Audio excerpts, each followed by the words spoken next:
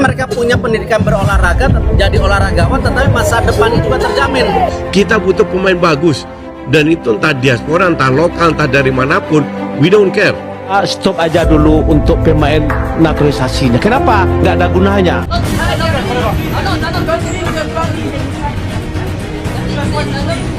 Ini sangat-sangat mengejutkan. Nama Indonesia sudah mendunia. Prabowo berhasil naturalisasi Erling Haaland. Betul, tapi Haaland itu selalu ada yang cover. Iya, presence-nya penting. Iya.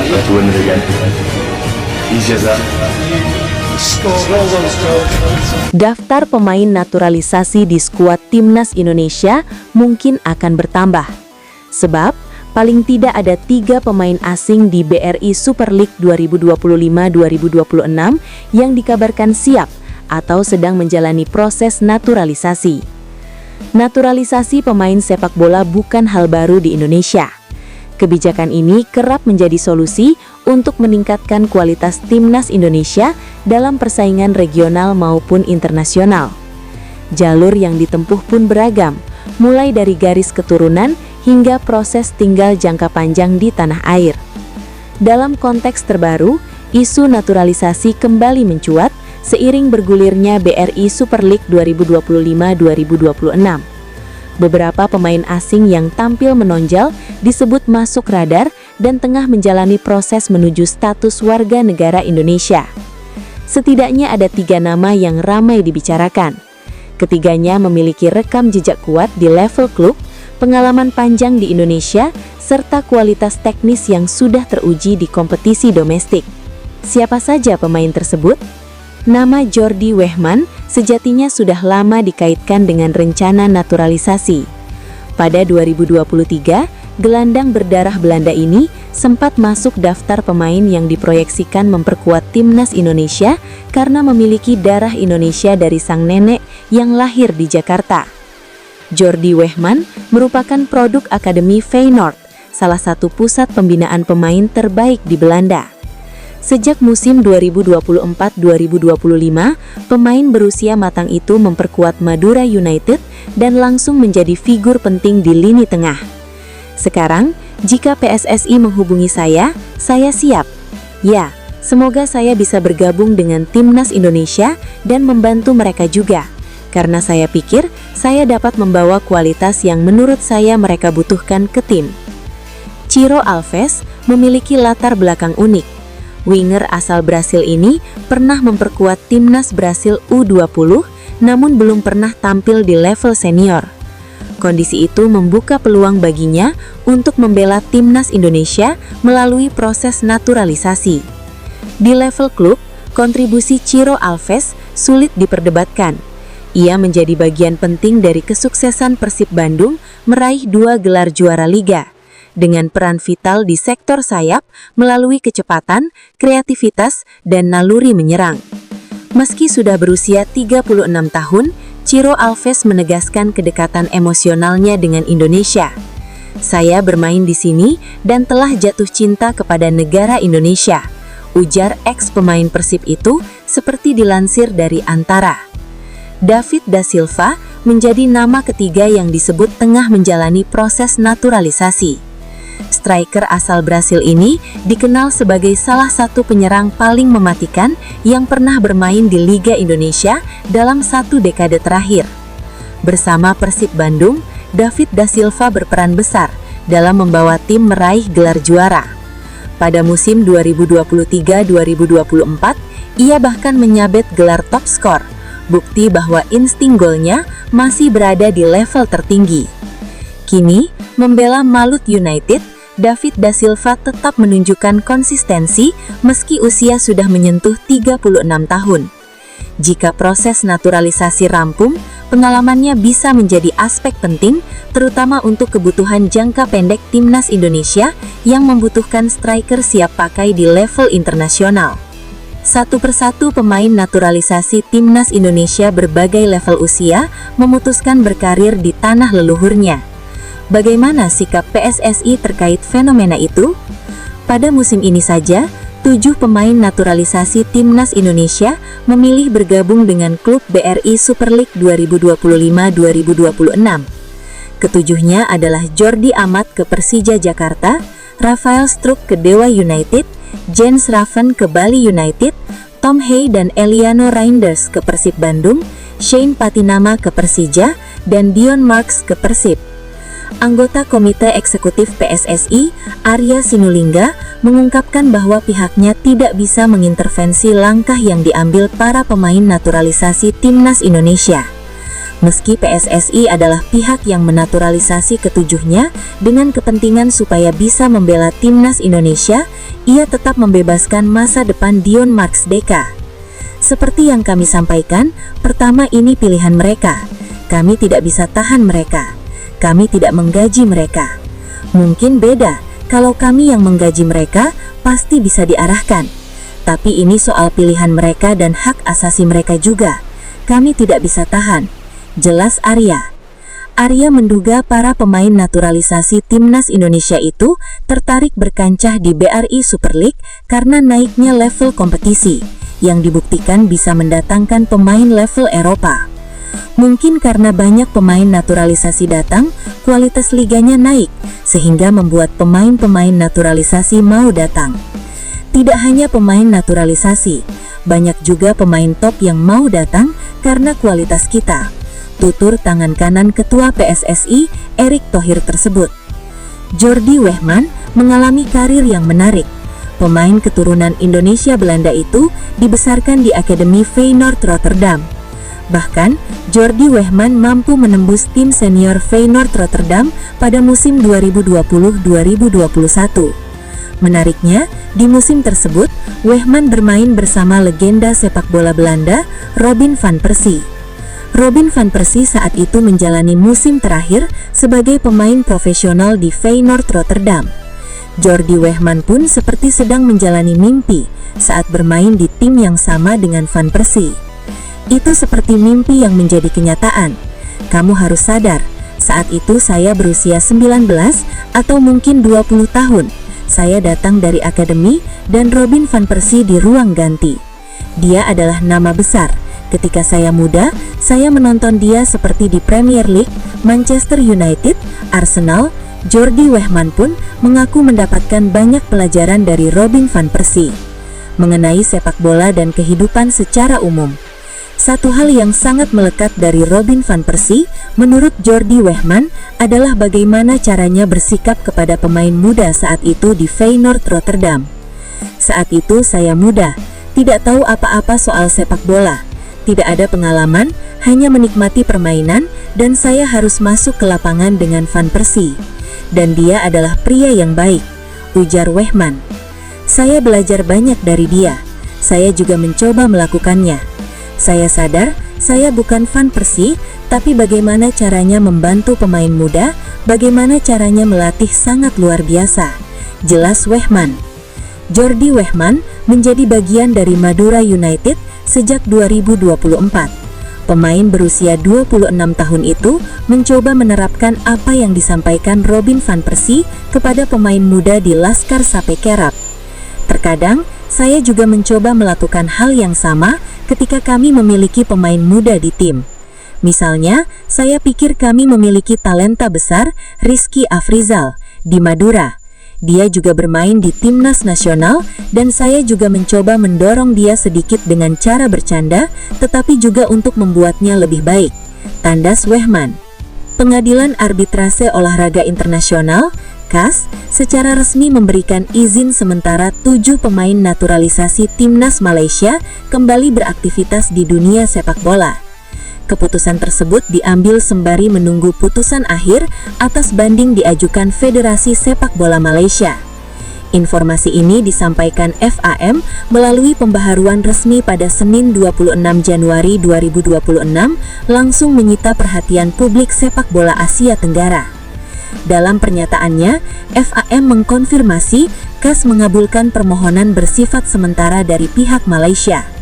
Permohonan tersebut berkaitan status 7 pemain yang sebelumnya dijatuhi sanksi berat akibat kasus dugaan pemalsuan dokumen kewarganegaraan. Ketujuh pemain dimaksud Joao Figueiredo, John Irazabal, Hector Hever, Gabriel Palmero, Imanolo Machuca, Rodrigo Holgado, dan Facundo Garces. Sempat menjadi pusat kontroversi besar setelah FIFA menyatakan adanya pelanggaran serius dalam proses naturalisasi mereka.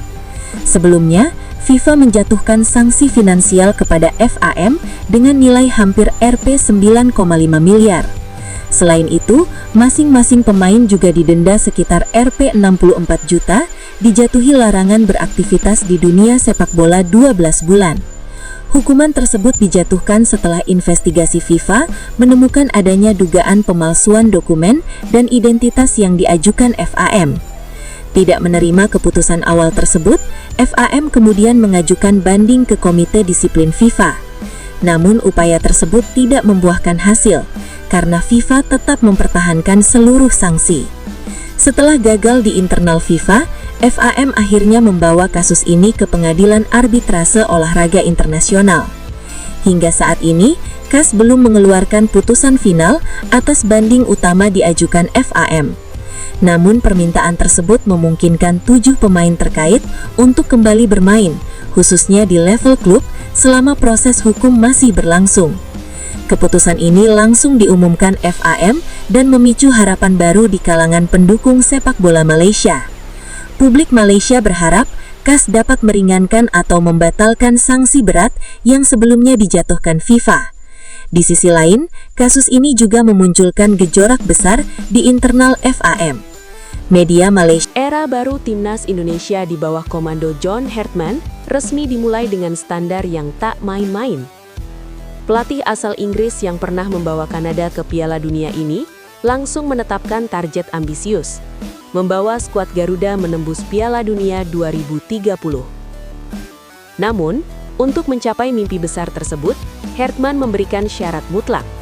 Ia menegaskan bahwa Timnas Indonesia harus dihuni oleh pemain kategori level 1 dan level 2, yakni mereka yang merumput di 5 liga top Eropa atau kompetisi dengan intensitas serupa. Fokus bergeser dari Pascal Struijk ke Luc Vickery. Di tengah isu pertahanan yang melibatkan nama-nama besar seperti Pascal Struijk, Leeds United, dan Jensen Silk, VfL Wolfsburg, fokus PSSI kini dikabarkan mulai bergeser ke sektor penyerangan. Pasalnya, Struijk hingga kini masih menunjukkan gelagat belum tertarik berseragam merah putih.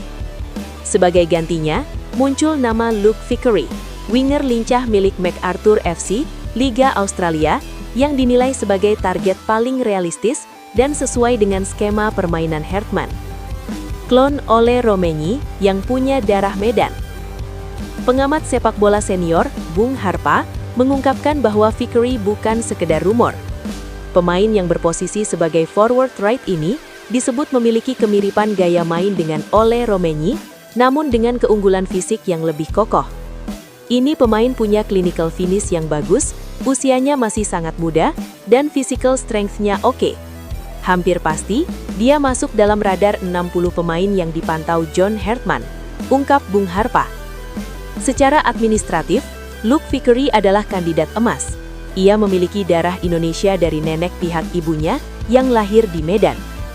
Menariknya, Vickery bukan orang asing dengan atmosfer sepak bola tanah air, mengingat ia pernah membela Australia U19 di Piala AFF U19 2024 yang digelar di Surabaya. Misi besar di tahun 2026. Dengan agenda padat sepanjang 2026, mulai dari FIFA Series hingga Piala AFF, Hartman membutuhkan kedalaman skuad yang mumpuni.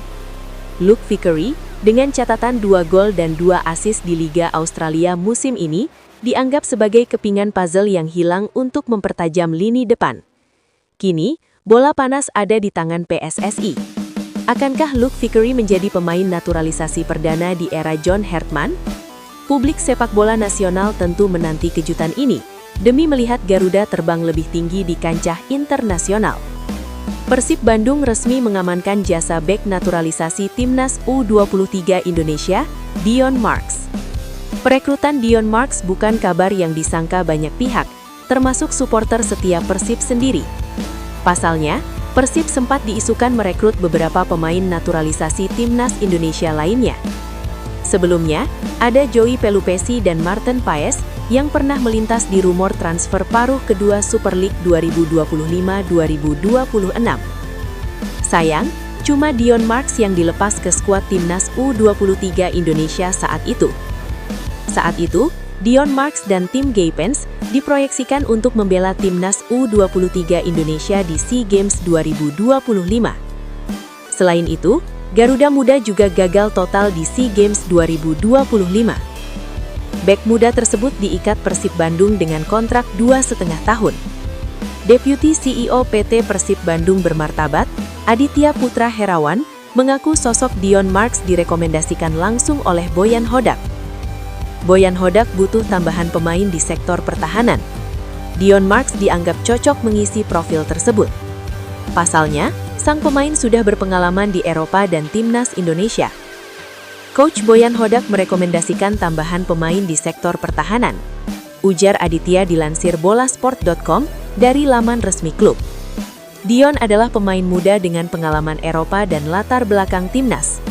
Ini langkah strategis untuk menambah kedalaman skuad dan menjaga konsistensi performa hingga akhir musim. Manajemen juga berharap pemain kelahiran Nijmegen 21 tahun yang lalu tersebut bisa memberi dampak instan untuk Persib. Pasalnya, Persib butuh dirinya untuk melalui 2 kompetisi sekaligus, Super League dan ACL II. Persib juga mengusung target hat-trick juara Liga Domestik musim ini. Sekarang, Persib dan Bobotoh menantikan kontribusi terbaiknya. Kami sedang berjuang mempertahankan juara Super League dan melangkah sejauh mungkin di AFC Champions League 2. Wilujeng Sumping, Dion Marks. Persib Bandung melakukan manuver senyap dalam bursa transfer dengan mendatangkan Dion Marks, pemain keturunan timnas Indonesia. Kejutan transfer ini diberikan Persib Bandung lewat unggahan Instagram klub Minggu 25 Januari 2026. Kabar mengejutkan datang dari penyerang asing andalan Malut United, Ciro Alves. Pemain asal Brazil ini resmi memulai proses naturalisasi Ciro Alves untuk menjadi warga negara Indonesia. Ciro mendatangi kantor wilayah Kementerian Hukum dan HAM kantor wilayah Maluku Utara untuk mengurus hal tersebut. Ia didampingi langsung oleh asisten manajer Malut United, Asgar Saleh, dalam kunjungan penting ini. Pihak Kemenkumham menyambut positif niat baik sang pemain untuk beralih kewarganegaraan.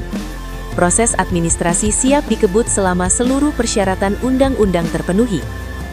Keputusan besar ini didasari oleh rasa cinta Ciro yang begitu mendalam terhadap Indonesia. Indonesia kini dianggapnya sebagai rumah sejati bagi dirinya dan keluarga. Ciro Alves mengungkapkan alasan personal yang menyentuh di balik keputusannya menjadi WNI. Ia merasa memiliki ikatan batin yang kuat setelah bertahun-tahun merumput di Liga Indonesia sejak 2019. Keinginan Ciro tidak main-main dalam proses alih status kewarganegaraan ini. Ia menegaskan kesediaannya untuk melepas paspor Brazil demi satu identitas baru sebagai orang Indonesia.